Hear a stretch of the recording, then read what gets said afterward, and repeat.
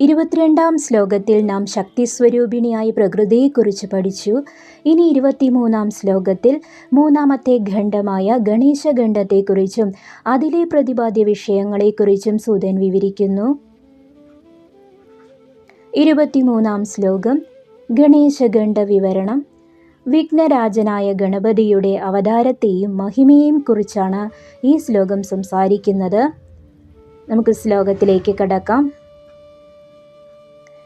തൃതീയം ച ഗണേശസ്യ ഖണ്ഡം ജന്മ പ്രകീർത്തനം യത്ര വിഘ്നേശചരിതം സർവവിഘ്നവിനാശനം. പദാനുപദ അർത്ഥം.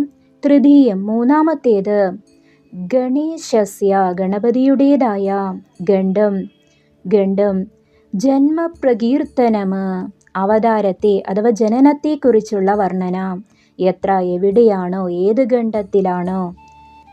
വിഘ്നേശചരിതം വിഘ്നേശ്വരന്റെ ചരിത്രം. സർവവിഘ്ന വിനാശനം സകല തടസ്സങ്ങളെയും നശിപ്പിക്കുന്നത്. ശ്ലോകത്തിൻ്റെ സാരാംശം. മൂന്നാമത്തേത് ഗണപതിയുടെ ജന്മവൃത്താന്തങ്ങൾ വിവരിക്കുന്ന ഗണേശഖണ്ഡമാകുന്നു.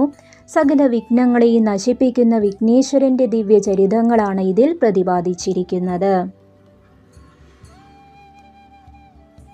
ഗഹനമായ വിശദീകരണവും തത്വചിന്തയും.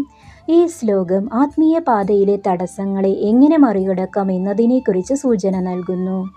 എന്തുകൊണ്ട് ഗണപതി? സൃഷ്ടിയെക്കുറിച്ചും ബ്രഹ്മഖണ്ഡം, പ്രപഞ്ചശക്തിയെക്കുറിച്ചും പ്രകൃതിഖണ്ഡം അറിഞ്ഞു കഴിഞ്ഞാൽ അടുത്ത ഘട്ടം ആ ജ്ഞാനത്തെ ജീവിതത്തിൽ പ്രാവർത്തികമാക്കുക എന്നതാണ്. കർമ്മം ചെയ്യുമ്പോൾ വിഘ്നങ്ങൾ സ്വാഭാവികമാണ്. ആ വിഘ്നങ്ങളെ നീക്കാനുള്ള ബുദ്ധിയും ശക്തിയുമാണ് ഗണപതി. ജന്മപ്രകീർത്തനം. ബ്രഹ്മവൈവർത്ത പുരാണത്തിൽ ഗണപതിയുടെ ജനനം സവിശേഷമാണ്. ഭഗവാൻ കൃഷ്ണൻ തന്നെ പാർവതിയുടെ പുത്രനായി അവതരിച്ചതാണെന്ന് ഈ പുരാണം സമർത്ഥിക്കുന്നു. ഇത് എല്ലാ ദേവതകളും ഒരേ പരമാത്മാവിൻ്റെ രൂപങ്ങളാണെന്ന തത്വത്തെ ഉറപ്പിക്കുന്നു. വിഘ്നവിനാശനം. ഭഗവാന്റെ ചരിത്രം കേൾക്കുന്നത് കേവലം ഒരു വിനോദമല്ല. അത് മനസ്സിൻ്റെ തടസ്സങ്ങളെയും, അതായത് നെഗറ്റീവ് ചിന്തകളെ, ബാഹ്യമായ തടസ്സങ്ങളെയും നീക്കം ചെയ്യാനുള്ള ഒരു ഉപാധിയാണ്. ഗുരുനാഥൻ്റെ ഉപദേശം. വത്സ, നിന്റെ ജീവിതത്തിൽ ഏതൊരു നല്ല കാര്യം തുടങ്ങുമ്പോഴും വിഘ്നങ്ങൾ ഉണ്ടായേക്കാം. അത് നിന്നെ പരീക്ഷിക്കാനാണ്. ഗണപതി എന്ന തത്വം നിന്റെ ഉള്ളിലെ വിവേകമാണ്. ആ വിവേകം ഉണരുമ്പോൾ ഏതു വലിയ തടസ്സവും വഴിമാറും. ഈ ഖണ്ഡം പഠിക്കുന്നതിലൂടെ കർമ്മം ചെയ്യാനുള്ള ആത്മവിശ്വാസം നിനക്ക് ലഭിക്കും. നമ്മൾ ഗണേശ മഹിമ കണ്ടു. ഇനി 24-ാം ശ്ലോകത്തിൽ ഈ പുരാണത്തിൻ്റെ ഹൃദയവും അവസാനത്തെ ഭാഗവുമായ ശ്രീകൃഷ്ണ ജന്മഖണ്ഡത്തെക്കുറിച്ച് നമുക്ക് പഠിക്കാം. പരമാത്മാവായ കൃഷ്ണൻ്റെ ലീലകളും പ്രപഞ്ച സൃഷ്ടിയുടെ രഹസ്യങ്ങളും ഈ പുരാണത്തിലൂടെ നമുക്ക് വരും ദിവസങ്ങളിൽ കൂടുതൽ അറിയാം.